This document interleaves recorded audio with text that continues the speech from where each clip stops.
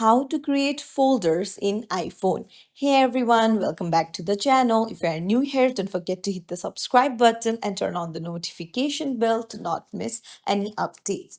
So, do you want to arrange your apps in one folder to give your phone a cleaner look? Then you're in the right place.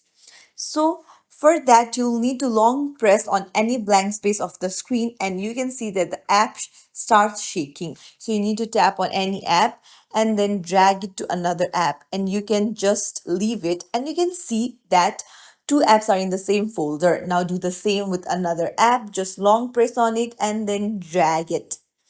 Same with another, and you can see that four apps are in the same folder. So that's it. Now if you want to change the name, then what you need to do is you'll need to tap on it and then you can see on the very top news is written. So iPhone automatically gave it a name. So if you want to change it, just tap on it and then rename it and hit done.